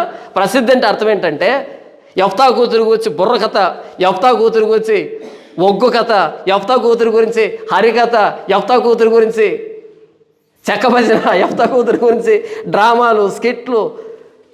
ఇంతకి ఇది ఇశ్రాయేలు దేశమా, కనాను దేశమా, ఏంటిది? మనోళ్ళు పండుగలు పెడతారు. గుడారాల పండుగ. పండుగ ఏంటి? నాకు తెలిసి యెఫ్తా కూతురు పండుగే నయం దీనికంటే. గుడారాల పండుగ ఎక్కడుంది బైబిల్లో అంటే క్రైస్తవ విరోధి జాన్ పాల్ తమ్మునైలో. నేనెప్పుడు విరోధంగా మాట్లాడాను? గుడారాల పండుగ. ఎవరు భజన చేస్తారు? చెక్క భజన చేసిన మేలు, చెక్క భజన చేయరు. ఎవరు భజన చేస్తారు? ఆ భజన చేయడానికి ఫారిన్ నుంచి వస్తారు కళాకారులు. అప్పట్లో యేసన్న గారు అక్కడి నుంచి వస్తారు కళాకారులంతా. ఎవరు చెప్పాలి, ఎలా చెప్పాలి, ఎంతగా చెప్తే అర్థమవుతుంది చెప్పండి? ఎవరిని ప్రసిద్ధి చేయడానికి మీటింగ్ ఇది? ఈరోజు క్రైస్తవ సమాజంలో జరుగుతున్న సభలు ఎవరిని మహింపరచడానికి, ఎవరికి భజన చేయడానికి? ఇదొక డినామినేషను. ఆయన స్థాపించిన ఆయన భజన చేయడానికి 4 రోజులు. పేరేమో సువార్త మహాసభలో, లోపల భజన ఎవరికి? అప్పట్లో అయ్యగారు మోకాళ్ళ ప్రార్థన చేసి. మరి మిగతా వాళ్ళతో మోచేతులు చేస్తారు ప్రార్థన, మనం కూడా మోకాలతోనే కదా. కాదంట, ఆయన మాత్రమే మోకాళ్ళ ప్రార్థన చేశాడంట. మరి మనం శీర్షాసనంలో చేసాం ప్రార్థన, లేదు కదా. మోకాళ్ళ ప్రార్థన చేసి ఎంత స్థాపించాడు. ఏం స్థాపించాడు? బిల్డింగ్ కట్టడం పరిచర్య ఏంటి? వాక్యం చెప్పాడా? వాక్య విరోధమైన ఎన్ని పద్ధతులు, ఎన్ని అన్య సంప్రదాయాలు ఈరోజు ఏలుబడి చేస్తున్నాయి క్రైస్తవ్యాన్ని. అదంతా మాకొద్దు. నువ్వు కట్టావా? నీకెన్ని బ్రాంచ్లు ఉన్నాయి జాన్పాల్? ప్రశ్న. అంటే బ్రాంచ్లు కడితే అబద్ధాలు చెప్పేదానికి రైట్ వస్తుందా, పవర్ వస్తుందా? మన గేమ్ ఆడుతుంటాం చూసారా, ఒక లెవెల్ నుంచి ఇంకో లెవెల్కి వెళ్ళగానే ఈ పాము దానికి కొన్ని పవర్స్ వస్తాయి. అమాంతం 4 గుడ్లు మింగుతుంటుంది ఈ పాము. ఫస్ట్ స్టేజ్లో 1 గుడ్డు మింగుతుంది, నెక్స్ట్ స్టేజ్లో 4 గుడ్లు మింగుతుంది. ఎందుకంటే ఎక్స్ట్రా పవర్స్ వస్తాయి కాబట్టి పాము పెద్ద అవుతుంది. అలా బ్రాంచ్లు కడితే మనం వాక్యాన్ని వక్రీకరించే పవర్స్ వస్తాయా? దేవుడు ఇస్తాడా? పర్లేదులే నువ్వేమైనా చేయని కాదు. ఈరోజు పెడుతున్నటువంటి క్రైస్తవ మహాసభలు కానీ, స్వస్థత మహాసభలు కానీ, లేకపోతే వార్షికోత్సవాలు కానీ, అయ్యగారులు జ్ఞాపకాన్ని చేస్తున్నటువంటి సభలు కానీ ఎవరిని ప్రసిద్ధి చేయడానికి, ఎవరి భజన చేయడానికి? అడిగితే మనం శత్రువులు అవుతాం, మనం ద్వేషులు అవుతాం, నువ్వు కుళ్ళుకుంటున్నావు, నువ్వు అసూయపడుతున్నావు, ఇంకా ఇలాంటి తెలుగు పదాలు ప్రయోగిస్తారు. నాకు సరిగ్గా గుర్తుకు రావట్లేదు. చూద్దాం. ఇక్కడ ఆమె పురుషుని ఎరుగనే లేదు. ప్రతి సంవత్సరం ఏంటిది పండుగ? ప్రతి సంవత్సరము పోనీ ఆ సంవత్సరం గుర్తు చేసుకున్నట్టు ఒక అర్థం ఉంది. ప్రతి సంవత్సరము ఇశ్రాయేలీల కుమార్తెలు, కనాను కుమార్తెలు అంటే మర్యాద ఉంది కానీ ఇశ్రాయేలు కుమార్తెలకు ఇదేం పండగ? ఇశ్రాయేలు కుమార్తెలు 4 దినాలు గిలాదు దేశస్థుడైన యెఫ్తా కుమార్తెను ప్రసిద్ధి చేస్తారంట. చెప్పండి, ఇది ఇశ్రాయేల్ దేశమేనా? నీ డినామినేషన్కి నీ కొన్ని నియమాలు, నా డినామినేషన్కి నాకు కొన్ని నియమాలు, ఇంకో డినామినేషన్కి వాడికి కొన్ని నియమాలు, వాడికి ఒక పండుగ, నాకు ఒక పండుగ, నీకు ఒక పండుగ, ఇంకోటికి పండుగ. ఒరే, ఇది క్రైస్తవ్యమా లేకపోతే మీ అత్తగారింట్లో మీ ఇష్టం వచ్చిందల్లా చేయడానికి? ఎవడు మీరు అసలు? అత్తగారింట్లో మీ ఇష్టం వచ్చింది చేయండి, ఇబ్బంది లేదు, ముచ్చట పడతారు వాళ్ళు. క్రైస్తవ్యం ఇది. ఈ బైబిల్ పట్టుకొని ప్రశ్నిస్తే మనకు సమాధానం చెప్పకుండా కేసులు పెడుతున్నారు. ఏం చేయాలి చెప్పండి? ప్రశ్నించినప్పుడు కేసు పెట్టకూడదు, ప్రశ్నించినప్పుడు సమాధానం చెప్పాలి. ప్రశ్నించినప్పుడు సమాధానం చెప్పాలి, కేసు పెట్టకూడదు. కేసు పెడుతున్నావంటే తేడా కదా, అవునా కదా? నా కొడుకు వచ్చి నన్ను ప్రశ్నించాడు అనుకో, అబ్బా నేను వాడిని కొట్టాను అనుకో, వాడు ఏమనుకుంటాడు తెలుసా? వీడికి తెలియక అనవసరం నన్ను కొట్టాడు కానీ వీడికి తెలియదు, ఇదంతా డొల్లా అని అనుకుంటాడు. వాడు అనుకోడా? కానీ బయటికి చెప్పడు, ఇంకోటిదంతా అని చెప్పడు. కానీ లోపల ఏమనుకుంటాడు తెలుసా? వీడికి సరుకు లేదు, బిల్డప్ ఇస్తున్నాడు తప్ప సరుకు లేదు. నేను కూడా అదే అనుకుంటా, సరుకు లేదు. ప్రశ్నించేప్పుడు సమాధానం చెప్పు. నన్ను ఎవడైనా ప్రశ్నిస్తే 10 రకాలుగా చెప్తా, 10 కోణాల్లో చెప్తా, ఎందుకంటే సరుకు ఉంది. యెఫ్తా కుమార్తెను ఎందుకు ప్రసిద్ధి చేస్తున్నారు? ఏం చేసింది ఆవిడ? కనాను సంప్రదాయాన్ని ఇశ్రాయేలు దేశం మీద రుద్దిందని ప్రసిద్ధి చేస్తున్నారా? యెఫ్తా అమ్మోనీయుల సంప్రదాయాన్ని ఇశ్రాయేలు దేశం మీద రుద్దాడని ప్రసిద్ధి చేస్తున్నారా? ఎవరు వీళ్ళు? ఇంతకీ కొత్తగా పుట్టిన దేవుళ్ళ, దేవతల? ఎవరు వీళ్ళు? ఎందుకు పండుగ చేస్తున్నారు? అడిగేది ఎవరు? ఎవరి చేతుల్లో ధర్మశాస్త్రం ఉంది? అడిగేదేమీ లేదు కదా. మీకు సందర్భాన్ని చూపెడతాను. సౌలు మీదకి ఫిలిస్తీన్లు యుద్ధానికి వచ్చారు. అయితే మన సౌలు వాళ్ళు యుద్ధానికి వచ్చారని తెలిసి బాగా భయపడిపోయాడు. భయపడిపోయి రకరకాల కార్యక్రమాలు చేశారు. అయితే ఆ రోజు ఆయన ఏం చేశాడు అంటే ఒక ప్రమాణం చేశాడు, ఒక ఒట్టు పెట్టుకున్నాడు. ఏమని ఒట్టు పెట్టుకున్నాడు అంటే, నేను నా శత్రువుల మీద పగ తీర్చుకొనక మునుపు, సాయంత్రం కాక మునుపు భోజనం చేయవాడు శపించబడును అని సౌలు జనుల చేత ప్రమాణం చేయించను. అందువలన జనులు ఏమీ తినక ఉండిరి. 23వ వచనం చూడండి. ఆ దినమున యెహోవా ఇశ్రాయేలును ఏలాగు రక్షించెను. యుద్ధము బెతావెను అవతలకు సాగగా ఆ దినమున ఇశ్రాయేలులు చాలా బడలిక నొందిరి. బడలిక అంటే అర్థం ఏంటి? యెహోవా ఏమో రక్షణ ఇచ్చాడు. రక్షణ ఎవరిచ్చారు? సైనికులు తెచ్చుకోలే, యెహోవా ఇచ్చారు రక్షణ. అయితే సైనికులు ఎలా ఉన్నారు? ఇలా ఉన్నారు. గెలిచామని ఓ కేకలేయటంలో వీళ్ళు ఇలా వంగిపోయారు. ఎందుకురా అంటే జనులు బహుగా అలసిపోయారు. ఎందుకు అలసిపోయారంటే మన సౌలు చేయించిన ప్రమాణం చూడండి. నేను నా శత్రువుల మీద పగ తీర్చుకొనక మునుపు, ఏంటి నా పగ తీర్చుకునేది? రక్షణ ఇచ్చింది ఎవరు? యెహోవా. మనోడు క్రెడిట్లో వేసుకున్నాడు, దీన్ని మనోడు ఖాతాలో వేసుకున్నాడు. నేను నా శత్రువుల మీద పగ తీర్చుకునేంత వరకు మీరు స్టార్టింగ్ నుంచి చదివితే వాళ్ళు వచ్చారని తెలిసి దుప్పటి కప్పుకుంటాడు. యుద్ధానికి ఎవరు పోతారంటే యోనాతాను వెళ్తాడు, ఒక్కడే సింగిల్గా వెళ్తాడు. యోనాతాను సేవకుడు ఇద్దరు కలిసి సింగిల్గా వెళ్తారు, నరుకుతారు వాళ్ళని. అలా ఎప్పుడైతే వీళ్ళు నరికి చంపుతారో యోనాతాను ఒక్కడే ముందు నరుకుంటూ పోతే కింద పడిన వాడిని వెనకాల ఈయన నరుకుంటూ వస్తాడు. ఇలా నరికిన తర్వాత వాళ్ళలో భయం పుట్టి పరిగెత్తడం ప్రారంభిస్తే ఆ భూమి కంపించినప్పుడు, అంటే ఆ యుద్ధ వాతావరణం తెలిసినప్పుడు ఫిలిస్తీన్లు పరిగెడుతున్నారు, పదని మనం తరుముకుందా అని అప్పుడు వస్తాడు ఎవరు? సౌలు. పరిగెత్తేవాడిని తరవడానికి వస్తాడు ఈయన. వాళ్ళు పరిగెత్తించింది ఎవరు? యోనాతాను. ఒక్కడు మొత్తం సైన్యం మీదకి వెళ్తాడు. అబ్బా ఏమి అక్కడ ఆయన మాట్లాడతాడు. ఆ మాటలు ఎలా ఉంటాయంటే, అందుకనే దావీదుకి యోనాతానికి కుదిరింది. దావీదు సింగిల్గానే వెళ్తాడు, యోనాతాను సింగిల్గానే వెళ్తాడు. గొల్యాతు వచ్చాడు, 40 రోజులు సవాల్ చేస్తూ ఉంటే ఒక్కడు ముందుకు రాలే. ఇశ్రాయేలు దేశం అంతట్లో అందరు నిలవబడితే అందరి భుజాల కంటే పైన ఉంటాడంట. ఎవరు? సౌలు.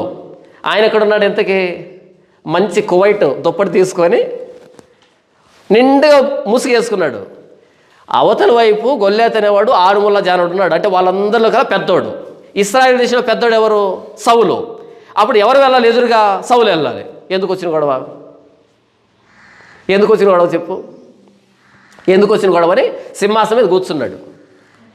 దావీదు వచ్చాడు, నేను వెళ్తా యుద్ధానికి. దావీదు హైట్ లేడు, 5.5 అడుగు ఎత్తని చరిత్ర చెప్పింది. ఆయన విగ్రహాలు ఉన్నాయి, పెద్ద ఎత్తరి కాదు, పొడవైన వాడు కాదు. కానీ ఇక్కడ గుండెలో ధైర్యం ఉంటుంది చూసావా? సింహపు గుండె. ఏంటది? సింహపు గుండె. వచ్చాడు, నేను వెళ్తా యుద్ధానికి. అప్పుడు సౌలు అంటాడు, ఒక్క నిమిషం లోపలికి వెళ్ళి ఎదకవచము, భుజకవచాలు, కత్తి, హంగామ వచ్చి ఇప్పుడు వెళ్ళు. సిగ్గులే ఆ పని చేయడానికి. అంతెత్తుండి ఆ వ్యక్తికి అన్ని తొడిగి ఇప్పుడు వెళ్ళు. అప్పుడు దావీదు అంటాడు, మొత్తం ఇవి పక్కన పెట్టి నాకు అలవాట్లేదులే కానీ రాయితో కొడితే కింద పడతాడు. ఏంటి రాయితో కొడతావా? ఎస్, సింహాన్ని చీల్చాను, ఎలుగుబంటిని చీల్చాను. వీడంతా సున్నత లేనివాడు.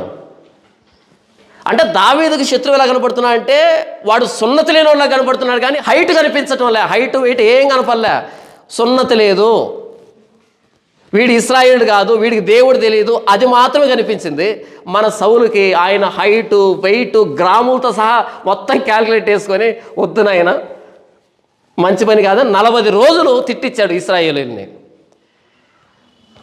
ఆయన కడుపును పుట్టిన యోనాతాను మొత్తం ఫిలిస్తీన్ల మీదకి ఒక్కడే ఆయుధాలు మోసే వ్యక్తితో అన్నాడు, యుద్ధానికి వెళ్తున్నా నేను, యెహోవా రక్షణ ఇస్తాడు. ఒక్కడు వెళ్ళిన రక్షణ ఇస్తాడు, గుంపుతో వెళ్ళిన రక్షణ ఇస్తాడు. యెహోవా రక్షణ ఇచ్చినప్పుడు ఎంతమంది వెళ్తే ఏంటి? నేను వెళ్తున్నా, వస్తావా? ఈ సేవకుడు అన్నాడు, ముందు పదా, నేను వెనకాల వస్తాను. అంతే, వెళ్ళారు. ముందు యోనాతాను నరుకుంటూ పోతూ ఉంటే కింద పడిన వాడిని వెనకాల నరుకుంటూ వచ్చాడు.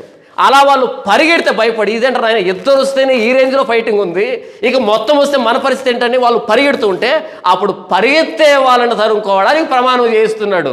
నేను ఈరోజు సాయంకాలం దాకా నా శత్రువులను పగ తీర్చుకుంటాను. ఏంటి ఈయన పగ తీర్చుకునేది? అసలు యుద్ధం ప్రారంభించింది ఎవరు? నేను నా శత్రువుల మీద పగ తీర్చుకునేంత వరకు నేను తినడం అంటే బాగుండేది, కానీ ఈయన కాదంట, ఎవరో తినకూడదని ప్రమాణం చేయించట. ఇది శాడిజం అంటే. ఈరోజు నేను తినను అంటే మర్యాద, అది నా వ్యక్తిగతం. కానీ సైనికులందరి చేత ఒట్టు పెట్టించుకున్నట్టు ఎవరు తినకూడదు. అదేంటి? వాళ్ళు తినాల వద్ద వాళ్ళ ఇష్టం కదా, నీ ఇష్టం ఏంటి? పైగా మీరు ఉపవాసం ఉండి యుద్ధం చేస్తేనే గెలిపిస్తాను దేవుడు ఎక్కడ ఏం చెప్పాడా? చెప్పలే. నా ఇష్టం అది, నేను రాజును కదా, నేను రాజు అయినప్పుడు నా ఇష్టం నాది. మీరు సైనికులు కదా, జీతం ఇస్తున్నాను లేదా, కాబట్టి మీరు నేను చెప్పింది చేయాలి. నేను నా శత్రువుల మీద పగ తీర్చుకొనక మునుపు, సాయంత్రం కాక మునుపు భోజనం చేయవాడు శపించబడును అని సౌలు జనుల చేత ప్రమాణం చేయించును. అందువలన జనులు ఏమీ తినక ఉండిరి. ఎవరు తినలేదంట, బాగా అలిసిపోయారంట. గెలిచామనే ఆనందం కంటే భోజనం లేదనే ఆ బాధ. అందరూ ఎదురు చూస్తున్న ఉసురుమని. దేనికోసం? ఎప్పుడెప్పుడు సాయంకాలం అవుతుంది, ఎప్పుడెప్పుడు సాయంకాలం. ఎందుకని? కండిషన్ అది, సాయంకాలం అయితేనే తినాలా. కండిషన్ కోసం ఎదురు చూస్తున్నారు. ఈలోపు యోనాతాను ఏం చేశాడు అంటే ఒక అడవిలోకి వచ్చాడు. అడవిలోకి వస్తే ఒక తేనె కారుతూ ఉంది, ఆ బండ మీద తేనె కారుతూ ఉంది. అలా కట్టిపెట్టి ఆ తేనెని తీసుకొని అలా నోట్లో వేసుకుంటే మధురంగా అనిపించింది. ఒకసారి ఆ వర్ణన చూడండి ఎంత బాగుందో. జనులందరూ ఒక అడవిలోనికి రాగా అక్కడ నేల మీద తేనె కనబడెను. జనులు ఆ అడవిని జొరగా తేనె కాలువ కట్టి ఉండెను. కానీ జనులు తాము చేసిన ప్రమాణములకు భయపడి ఒకడును చెయ్యి నోట పెట్టలేదు. పాపం ఎదురుగా తేనె, అసలే ఆకలి, ఎదురుగా తేనె పారుతుంది. ఇది కదా శోధన అంటే. అసలే ఆకలి, పైగా తేనె చిటారు కొమ్మని లేదు, ఇది కింద పారుతుంది, అలా పారుతుంది. మరి దీన్ని శోధన అంటారు. మనకు అవసరమైన సమయంలోనే, మనకు బలహీనమైన సమయంలోనే కాళ్ళెదురుగా పడుతుంది తేనె. దీన్ని శోధన అంటారు, గుర్తుపెట్టుకోండి. అలా పారుతూ ఉంటే ఒక్కడు కూడా ఇలా వేలు పెట్టి ఇలా నోట్లో పెట్టుకోలేదంట. ఎందుకని? ప్రమాణం చేయించాడు. ఎందుకంటే సౌలుకి ఎంత బైబిల్ తెలీదో సేవకులకు కూడా అంతే బైబిల్ తెలీదు. ఇలాంటి ప్రమాణం దేవుడు చెప్పలేదురా స్వామి అని నేనంటే ఇలా పట్టుకొని తాగుండేవాడిని. కాకపోతే వాళ్ళు అలా మిగిలిపోయారు, ఎవరు నోట పెట్టలేదంట. అయితే యోనాతాను తన తండ్రి జనుల చేత చేయించిన ప్రమాణం వినలేదు కనుక తన చేతికర్ర చాపి దాని కొనను తేనె పట్టులో ముంచి తన చెయ్యి నోటిలో పెట్టుకొనగా అతని కన్నులు ప్రకాశించెను. అయితే యోనాతాను తెలియదు కాబట్టి యోనాతాను ఏం చేశాడు? తేనెను తిన్నాడు. తిన్న తర్వాత ఒప్పుకుంటాడా సౌలు? అసలు ఒప్పుకోడు. ఎందుకని? భక్తిహీనులకి రోషం ఎక్కువ, పంతం ఎక్కువ. భక్తిహీనులకి రోషం ఎక్కువ, పంతం ఎక్కువ. ఎందుకంటే అలా పంతాలను బట్టి, రోషాలను బట్టి భక్తి పనులుగా కనబరుచుకుంటూ ఉంటారు. జనుల్లో ఒకడు నీ తండ్రి జనుల చేత ప్రమాణం చేయించి ఈ దినము ఆహారం పుచ్చుకొనిన వాడు శపించబడునని ఖండితముగా ఆజ్ఞాపించి ఉన్నాడు. అందుచేతనే జనులు బహు బడలి ఉన్నారని చెప్పాను. అందుకు యోనాతాను అందుచేత నా తండ్రి జనులను కష్టపెట్టిన వాడాయనో నేను ఈ తేనెను కొంచెం పుచ్చుకున్న మాత్రమున నా కన్నులు ఎంత ప్రకాశించుచున్నవో చూడుడి. జనులు తాము చిక్కించుకున్న తమ శత్రువుల దోపుల వలన బాగుగా భోజనం చేసిన ఎడల వారు ఫిలిష్తీయులను మరి అధికముగా హతము చేసి ఉందురు అనెను. అప్పుడు యోనాతాను అంటున్నాడు, నా తండ్రి తప్పు చేశాడు. అలా నేను తేనె నోట్లో పెట్టుకున్నాను, నా కన్నులు ఎంత ప్రకాశిస్తున్నాయి, ఎంత తేజస్సు వచ్చిందో ముఖంలో. ఒకవేళ మీరు కనుక ఆ దోపుడు సమయంలో దొరికినటువంటి భోజనాన్ని తిని ఉంటే కనుక మీరు ఇంకా బాగా యుద్ధం చేస్తుండే వాళ్ళు. 12 గంటలకు విజయం రావాల్సింది, ఉదయం 10 గంటలకు విజయం వచ్చిండేది. మా నాన్న తప్పు చేసి జనులను కష్టపెట్టిన వాడయ్యాడు. ఎవరన్నారు ఈ మాట? యోనాతాను. నాన్న అయితే ఏంటి, అమ్మ అయితే ఏంటి, గురువు అయితే ఏంటి, పాస్టర్ అయితే ఏంటి, వాడు పిఎం అయితే ఏంటి, సీఎం అయితే ఏంటి, తప్పు తప్పే. ఆయన అయ్యగారు తలదించుకుంటే గొర్రె అవుతావు. ఆయన అయ్యగారు ఆయన ఏం చెప్పినా ఓటేస్తానని తలదించుకుంటే గొర్రె అవుతావు. నాయకుడిని ప్రశ్నించక నాయకుడు చెడిపోయాడు. యోనాతాను వీరుడు, దేవునికి లోబడిన వాడు. దావీదు అంటే ప్రాణం. ఎందుకంటే ఇద్దరిది ఒకే లక్షణం. దావీదు ఒంటరిగానే వెళ్తాడు గొల్లియతు మీదకి, యోనాతాను మొత్తం ఫిలిష్తీయ సైన్యం మీదకి వెళ్ళాడు. అబ్బా ఏమి క్వాలిటీ అంటే చదువుతుంటే నాకు, దావీదు ఒక్కడి మీదకి వెళ్ళాడు. అక్కడ కండిషన్ ఏంటంటే నేను ఒక్కడినే వస్తాను, నువ్వు ఒక్కడి వేరా అని కండిషను. ఒక్కడి మీదకి వెళ్ళాడు. యోనాతాను మొత్తం ఫిలిష్తీయ సైన్యం మీదకి వెళ్ళాడు. అసలు ఆ ధైర్యం ఏంటో, అసలు ఆ మనసు ఏంటో తెలియదు. కానీ అందుకని ఇద్దరు మనసులు కలిసాయి. ఇద్దరు ఒకే క్వాలిటీస్తో ఉన్నారు. ఒక జాతి పక్షులు ఒక గూటికి చేరతాయి, ఒక జాతి పక్షులు ఒక గూటికి చేరతాయి. అలాంటి యోనాతాను తర్వాత చూడండి మీరు, నాన్నని ప్రతి సందర్భంలో ఖండిస్తాడు. నాన్న దావీదుని ఎందుకు చంపుతున్నావు ఇంతకీ? దావీదు దగ్గరికి వెళ్ళి, దావీదు కష్టదశలో ఉన్నప్పుడు దావీదును తరుముకుంటూ ఉంటే ఆ అరణ్యములో, ఎవరు జీఫ్ అనే అరణ్యము, మాయోన్ అనే అరణ్యము, ఇక్కడ తరుముకుంటూ ఉంటే రహస్యంగా వెళ్ళి యోనాతాను, దావీదు భయపడకు, నీవు రాజు అవుతావు, నేను నీ సేవకుడిని అవుతా. ఎంత అద్భుతమైన మనసు అంటే, మా నాన్న రాజు దావీదుని చంపితే దావీదు అడ్రస్ తెలుసు యోనాతానికి, దావీదుని చంపేస్తే తాను రాజు అవుతాడు. కానీ దావీదు దేవుడు నిన్ను రాజుగా చేస్తాడని చెప్పాడు. దేవుడు నిన్ను రాజుగా చేస్తా అని చెప్పాడు. నేను దేవుని తీర్పును గౌరవిస్తున్నా, నాకు రాజరికం వద్దు, దేవుని తీర్పును గౌరవిస్తున్నా. మా నాన్న తర్వాత నీవే రాజువే, నేను నీ సేవకుడిని అవుతా. ఒకవేళ నేను సేవకుడు కాని పక్షంలో నా బిడ్డల మీద దయ చూపించు.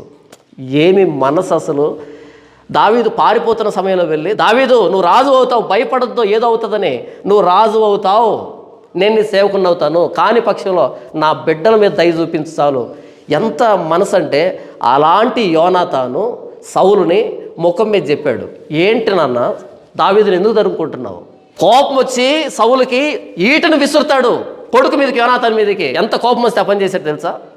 తర్వాత అంటాడు, ఆగడదాని కొడుకా అని తిడతాడు యోనాతాన్ని. ఒరే దావీదు ఉంటే నీ సింహాసనం పోతుందరా, ఆగడదాని కొడుకా అంటాడు. మీరు చదవండి ఆ సందర్భాన్ని. బూతు మాట్లాడతాడు. అంటే కొడుక్కి సింహాసనం ఇవ్వాలని సౌలు ప్రయత్నం చేస్తూ ఉంటే, లేదు దేవుని తీర్పును గౌరవిస్తున్నా అని దావీదును ఎన్నిసార్లు తప్పిస్తాడో. యోనాతాను, అలాంటి యోనాతాను నాన్నకు ఎదురు తిరిగి చెప్తున్నాడు, మా నాన్న మిమ్మల్ని కష్టపెట్టాడు, మా నాన్న మిమ్మల్ని కష్టపెట్టకుండా దోపుడు దొరికినప్పుడు భోంచేయండి అని ఉంటే మీరు ఇంకా బలంగా యుద్ధం చేసి ఉండేవాళ్ళు, ఇంకా చాలా ముందే విజయం వచ్చి ఉండేది. కానీ మా నాన్న మిమ్మల్ని కష్టపెట్టి మీరు అలిసిపోయి మీరు యుద్ధం చేయలేక ఇంత ఆలస్యమైంది. ఒక్కసారి తిని చూడండి, మీ కన్నులు ప్రకాశించకపోతే నన్ను అడగండి. నాన్నను ఎదిరించవచ్చా? ఎదిరించవచ్చు. చేతగాని పని చేసినప్పుడు, తప్పుడు పని చేసినప్పుడు, పాపం చేసినప్పుడు. తప్పు తప్పే, ఎవరు చేసినా తప్పే, ఎప్పుడు చేసినా తప్పే, ఎలా చేసినా తప్పే. యోనాతాను సౌలుని అంటున్నాడు, మా నాన్న కష్టపెట్టాడు మిమ్మల్ని. ఈ మాట యెఫ్తా కూతురు యెఫ్తాతో ఎందుకు అనలేకపోయింది? ఇక్కడ రాయబడిన మాట ఏంటంటే, యోనాతానికి ఈ ప్రమాణం గురించి తెలియదు అని రాయబడింది. యోనాతానికి ఈ ప్రమాణం గురించి తెలియదు అని రాయబడింది. మరి యెఫ్తా కూతురుకు కూడా ఆ ప్రమాణం గురించి తెలియదు. యెఫ్తా కూతురు కూడా యెఫ్తా చేస్తున్న ప్రమాణం తెలియదు. తెలుసుంటే ఎదురెందుకు వస్తుంది? నీకు నమస్కారం నాయనా అని వెనకాల ఉండేది కదా. యెఫ్తా కూతురు కూడా తెలియకపోతే తాను కూడా బద్దురాలు కాదు, యోనాతాను కూడా బద్దుడు కాదు. తర్వాత తెలిసినా సరే యోనాతాను అయ్యో అలాంటి ప్రమాణం పెట్టాడా అని క్షమాపణ చెప్పలే. ఒక్కసారి మీరు తిని చూడరా తెలుస్తుంది అన్నాడు. అంటే నానబెట్టిన ప్రమాణాన్ని అతిక్రమించండి. ఇది దేవుడు పెట్టిన ప్రమాణం కాదు, మనిషి పెట్టిన కట్టడ, కాబట్టి అతిక్రమించండి. ఒకసారి తిని చూడండి, మీ కన్నులు ఎలా ప్రకాశిస్తాయి చూడండి. కాబట్టి తప్పు చేసినప్పుడు వ్యవస్థ, విశ్వాసులు, ఎదురుగా ఉన్న వ్యక్తులు ఎత్తి చూపించాలి. అలా ఎత్తి చూపించకపోతే భ్రష్టత్వం సంభవిస్తుంది క్రైస్తవ్యంలో.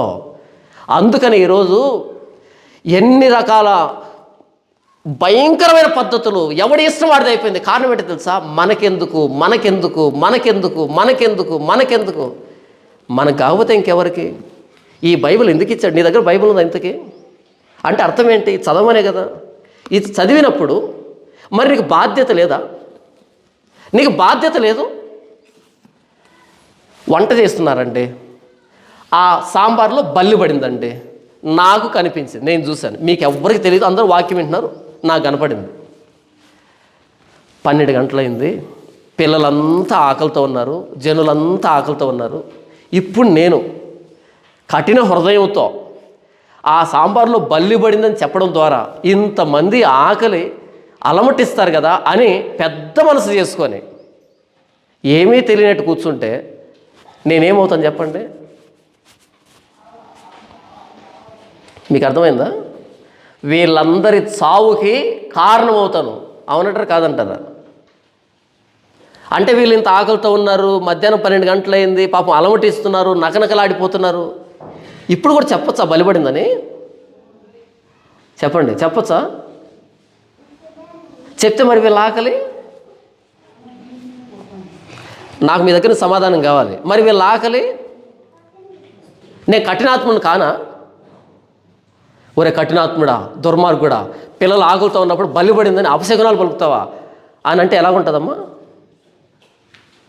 క్రైస్తవ్యంలో బల్లిపడిందని నాకు అర్థమైంది, అందుకని చెబుతున్నా. బల్లిపడిందిరా ఈ బోధలో, బల్లిపడిందిరా ఈ పరిచర్యలో, బల్లిపడిందిరా ఈ వ్యవస్థలో అని చెబుతున్నా. అప్పుడు నేను క్రైస్తవ వ్యతిరేకిని కాను, క్రైస్తవ ద్వేషిని కాను, పరిచర్యను నాశనం చేసేవాడిని కాను. ఏమవుతాను అంటే క్రైస్తవ శ్రేయోభిలాషిని అవుతాను. ఇది నా క్రైస్తవ్యం కాబట్టి ఈ భారాన్ని నా భుజాల మీదకి ఎత్తుకున్నా. ఒక స్త్రీని మోహపు చూపుతో చూస్తే అప్పుడే తన హృదయమందు ఆమెతో వ్యభిచారం చేసిన వాడు అని చెప్పింది నేనా? యేసుప్రభు కాదా? మరి మీకు మోహపు చూపులు రావట్లేదా? స్త్రీలు వేదికకి వాక్యం చెప్తూ ఉంటే 60 ఏళ్ళ ముసలావిడ లిప్స్టిక్ వేసుకొని వాక్యం చెప్తుంది. 60 ఏళ్ళ ముసలావిడ మరి ఏం చూడాలి? లిప్స్టిక్ వేసుకుంటే ఏం చూడాలి ముఖంలో? 60 ఏళ్ళ ముసలావిడ అలంకరించుకొని పై నుంచి కింద దాకా మ్యాచింగ్. 60 సంవత్సరాల దానికి అంత మ్యాచింగ్ అవసరమా? అలంకరించుకో, మంచిది. ఎవరి దగ్గర? నీ భర్త దగ్గర అలంకరించుకో.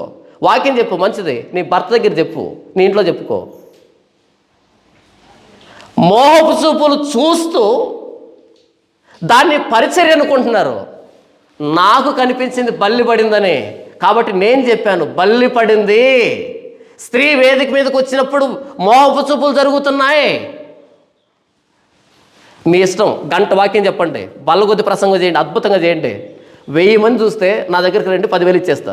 ఒక్కడు చూడ్డావు. ఈ చివరి నుంచి ఆ చివరి దాకా వాక్యమే చెప్తాను, ఒక గంట చెప్తా అంటే 1000 మంది చూడ్డావు. ఒక అమ్మాయి వచ్చి, లేదా వయసులో ఉన్న ఒక స్త్రీ వచ్చి, ఒక స్త్రీ కెమెరా ముందుకు వచ్చి, దేవుడు మిమ్మల్ని దీవించబోతున్నాడు 5 నిమిషాలు చెప్పమానంటే 5 గంటల్లో 5 లక్షలు చూడకపోతే నన్ను అడగండి. కింద కామెంట్ తెలుసా? గాడ్ బ్లెస్ యూ తల్లి, గాడ్ బ్లెస్ యూ నాన్న. వాక్యం మీద అంత ఇష్టం ఉంటే వాక్యం చెప్పేవాళ్ళు కదా నువ్వు సబ్స్క్రైబ్ చేసుకోవాల్సింది. మీరు యూట్యూబ్లోకి వెళ్ళి చూడండి, స్త్రీలు యూట్యూబ్లోకి వస్తే వాళ్ళ సబ్స్క్రైబర్ చూడండి అంతే. ఎంత పిల్ల పెట్టినా సరే లక్షల్లోనే ఉంటుంది సబ్స్క్రైబర్ సంఖ్య. ఎంత పిల్ల పెట్టినా, రేపు వచ్చే ముసలిది పెట్టినా సరే లక్షల్లోనే సబ్స్క్రైబర్ ఉంటుంది. మీ ఇష్టం వచ్చిన వాక్యం చెప్పండి. కింద కామెంట్ ఏంటో తెలుసా? అలా మనం మాట్లాడకూడదు బ్రదర్, ఇలా మనం చేయకూడదు బ్రదర్, ఉచిత సలహాలు అంటారనమాట. నేను ఎవరిని విమర్శించటంలే, నా క్రైస్తవ్యాన్ని సంస్కరించుకునే దానికి ప్రయత్నం చేస్తున్నా. ప్రశ్నించడం నేర్పిస్తున్న క్రైస్తవ్యానికి.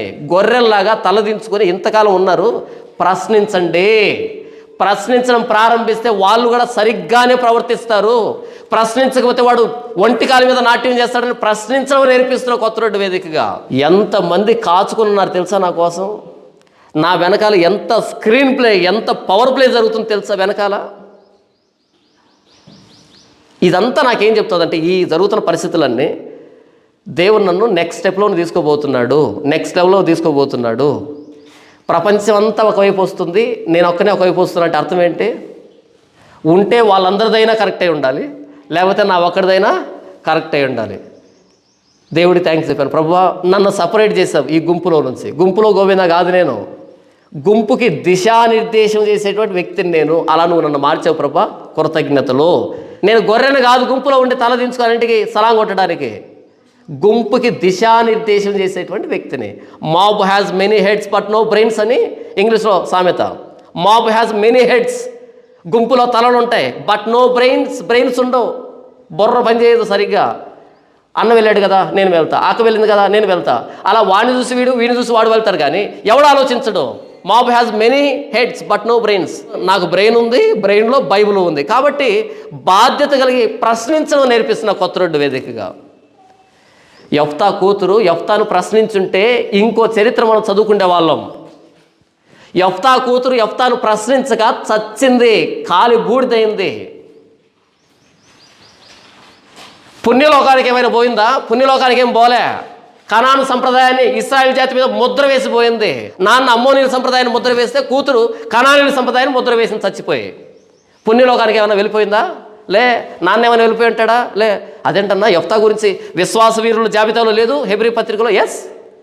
ఆయన చేసిన యుద్ధం విషయంలో విశ్వాసం, అంతేగాని ఆయన చేసిన ప్రతి చెత్త పని విషయంలో విశ్వాసం కాదు, విశ్వాస వీరుడు కాదు. ఆయన చేసిన యుద్ధం విషయంలో ఆయన చూపించినటువంటి విశ్వాసం మాత్రమే రాయబడింది తప్ప, అక్కడ మాత్రమే ఆయన విశ్వాస వీరుడు తప్ప. అలాగైతే ఆ విశ్వాస వీరుల్లో ఎవరున్నాడు? సంసోను ఉన్నాడు. సంసోను మంచి పనులు చేశాడా? అలాగైతే విశ్వాస వీరుల్లో గిద్యోను ఉన్నాడు. గిద్యోను మంచి పనులు చేశాడా? యెఫోదును చేశాడు. ఇశ్రాయేలు వ్యభిచరించడానికి ఆ యెఫోదు కారణమైంది. నేనేం చెప్తున్నాను అంటే, ప్రశ్నించండి. ఎవడైనా ఏదైనా చెప్పినప్పుడు గుడ్డిగా వినకండి. మనందరి చేతిలో బైబిల్ ఉంది, మనమే కొనుక్కున్నాం, దీన్ని తిరిగేద్దాం. బైబిల్కు వ్యతిరేకంగా ఉందా వాడు ఎవడైనా సరే ప్రశ్నిస్తాం, ముఖం మీద ప్రశ్నిస్తాం. ఎవరు చెప్పారు ఈ మాట? యోనాతాను చెప్పాడు. మా నాన్న మిమ్మల్ని కష్టపెట్టాడు, నా మాట వినండి, తినండి, మీకు బలం వస్తుంది. కాబట్టి ప్రశ్నించడం అన్నది మంచి లక్షణం. ప్రభువైన యేసుక్రీస్తు వారు యూదా మతాన్ని ప్రారంభం నుంచి చివరి దాకా ప్రశ్నిస్తూనే ఉన్నాడు. ఆయన అన్నాడా? దేవాలయంలోకి వెళ్ళాడు, పండగ ఆ రోజు అందరూ సంబరపడుతున్నారు. యేసు ప్రభు ఒక్కడికే కోపం వచ్చింది. యేసు ప్రభు ఒక్కడే కొరడా తీసుకున్నాడు. వారి బలను పడద్రోశాడు, గొవ్వలను ఎగరవేశాడు, పశువులను తోలివేశాడు. నా తండ్రి ఇంటిని దొంగల గుహగా ఎందుకు చేశారని కోపగించుకున్నాడు. యేసుప్రభు ఒక్కడికే కోపం వచ్చింది. యేసుప్రభు యూదా మతాన్ని ప్రశ్నించాడు. నీ తల్లిని తండ్రిని సన్మానించని దేవుడు చెబితే ధర్మశాస్త్రంలో తల్లికి తండ్రికి ఏది నా వల్ల ప్రయోజనమో అది దేవార్పితమని చెప్పండి అని కొత్త కానుక పెట్టారేంట్రా కొర్బాన్ అని యేసుప్రభు ప్రశ్నించాడు. అర్థమవుతుందా? యేసుప్రభు యూదా మతాన్ని ప్రశ్నించాడు. అపోస్తులను పట్టుకొని ఆనాటి సన్హెద్రిన్ సభ ఏమని వార్నింగ్ ఇచ్చిందో దానికి అపోస్తులు ఏం చెప్పారో చూద్దాం. అప్పుడు వారిని పిలిపించి, అంటే అపోస్తులు పిలిపించి, మీరు యేసునామమును బట్టి ఎంత మాత్రం మాట్లాడకూడదో, ఎవరు మాట్లాడుతున్నారు? సన్హెద్రిన్ సభ. మీరు యేసునామమును బట్టి ఎంత మాత్రం మాట్లాడకూడదో బోధింపకూడదని వారికి ఆజ్ఞాపించరే. అందుకు పేతురును యోహానును వారిని చూసి, దేవుని మాట వినుట కంటే మీ మాట వినుట దేవుని దృష్టికి న్యాయమా? మీరే చెప్పుడే. దేవుని మాట వినుట కంటే మీ మాట వినడం న్యాయమా? మీరు సన్హెద్రిన్ సభే, మీరు అధికారులే, మీరు యూదా మత పెద్దలే కాదనిలే, కానీ మీ మాట వినమంటారా దేవుడి మాట వినమంటారా? ఎవరి మాట వినాలండి? కొరింథీ పత్రిక 7వ అధ్యాయం 23వ వచనంలో, మీరు విలువ పెట్టి కొనబడిన వారు కనుక మనుషులకు దాసులు కాకండి. మీరు విలువ పెట్టి కొనబడిన వారు కనుక మనుషులకు దాసులు కాకండి. నన్ను విలువ పెట్టి కొన్నది ఎవరంటే ప్రభువైన యేసుక్రీస్తు వారు. ఎంత విలువ పెట్టి కొన్నాడు? దేవుడు తన స్వరక్తమిచ్చి సంపాదించిన తన సంఘం. ప్రభువైన యేసుక్రీస్తు వారు శిలువలో రక్తం గారిస్తే ఈరోజు నేను ఇక్కడ పుల్పిట్ మీద నిలబడి వాక్యం చెప్తున్నా. గతంలో నా బ్రతుకు భయంకరం. ఈరోజు ప్రభువైన యేసుక్రీస్తు వారిని గురించి నేను మాట్లాడుతున్నాను అంటే క్రీస్తు తన స్వరక్తం ఇచ్చి, దేవుడు తన స్వరక్తం ఇచ్చి నన్ను కొన్నాడు, సంపాదించాడు కదా. క్రీస్తు నా కోసం ప్రాణం పెడితే మధ్యలో వీళ్ళెవరు నేను ఎలా బ్రతకాలో చెప్పడానికి, మధ్యలో వీళ్ళెవరు నా మీద కొన్ని పద్ధతులు రుద్దడానికి, మధ్యలో వీళ్ళెవరు నా మీద కొన్ని కట్టుబాట్లు నియమించడానికి? నా కోసం ప్రాణం పెట్టాడు ఆయన శిలువలో, నా పాపాలు క్షమించాడు ఆయన. ఆయన నా చేతిలో బైబిల్ పెట్టాడు. చేతిలో బైబిల్ ఉంది, నా జీవితంలో ఆయన ప్రాణత్యాగం ఉంది, రక్షణ ఉంది. మధ్యలో ఇంకెవడు నా మీద అధికారి? నేను విలువ పెట్టి కొనబడ్డాను కాబట్టి మనుషులకు నేను దాసుని కాను. అలా దాసులు కాకుండానే కొత్త రోడ్డు వేదికగా ప్రశ్నించండి అని అడుగుతున్నాను. ఎక్కడి వాళ్ళు అక్కడ ప్రశ్నించడం ప్రారంభిస్తే మరలా అపోస్తుల క్రైస్తవం మరలా మనం చూస్తాం, ఈ రోజుల్లో చూస్తాం. వాడు చెప్పిన ప్రతిదాన్ని గొర్రెలాగా తలూపితే గొర్రెలం అవుతాం. కాదు, ప్రభువైన యేసుక్రీస్తు వారిని నమ్మే విషయంలో, ఆయన వెంబడించే విషయంలో గొర్రెలాగా విధేయత చూపెడతాం, కానీ అసత్యాన్ని ఎండగట్టే విషయంలో, ఖండించే విషయంలో గొర్రెలం కాదు. మనం ఖండించమని గద్దించమని బైబిల్ చెప్పింది. చివరిగా ప్రభువైన యేసుక్రీస్తు వారు మన కోసం ప్రాణం పెట్టింది దేనికంటే మనం మన పాపాల నుంచి విడిపించబడ్డానికి, మనం ఉచితంగా నీతిమంతులుగా పరిశుద్ధులుగా చేయబడ్డానికి, మనం ప్రభువైన యేసుక్రీస్తు వారి సారూప్యతను సంతరించుకోవడానికి. అందుకు ప్రభువైన యేసుక్రీస్తు వారి శిలువలో ప్రాణం పెట్టాడు. మన నాయకుడు, మన అధికారి, మన రాజు ప్రభువైన యేసుక్రీస్తు వారు, మన దేవుడు ప్రభువైన యేసుక్రీస్తు వారు, మన అధికారి, మన పైన ఉన్నది ప్రభువైన యేసుక్రీస్తు వారు, సిలువ వేయబడిన ప్రభువైన యేసుక్రీస్తు వారు. మన చేతిలో ఉన్నది ఆయన మాటలు, లేఖనాలు. ప్రభువైన యేసుక్రీస్తు వారిని మన పైన అధికారిగా పెట్టుకొని, ఆయన మాటలను శాసనంగా పెట్టుకొని మనం బ్రతకాలి తప్ప మధ్యలో ఎవడో వచ్చి ఏదో చెబితే, ఏదో ప్రవేశపెడితే వాటినెల్లా మనం చేయము. అలా చేస్తే యెఫ్తా కూతురు ఎలాగైతే అగ్నికి ఆహుతయిందో, బూడిదయిందో, మనం నరకానికి ఆహుతవుతాం ప్రశ్నించకపోతే. ఎందుకంటే ఎవడి ఇష్ట ప్రకారం వాడు కట్టడలు పెట్టుకుంటే వాడు నరకానికి వెళ్తాడు, మనల్ని నరకానికి తీసుకుని వెళ్తాడు. యెఫ్తా కూతురు అగ్నికి ఆహుతయి బూడిదయింది, మనం నరకానికి ఆహుతవుతాం. కాబట్టి ప్రశ్నిద్దాం. నేను తప్పు చేసినా తప్పే, ఎవరు తప్పు చేసినా తప్పే, తప్పుని ప్రశ్నించాలంతే వాక్యానుసారంగా.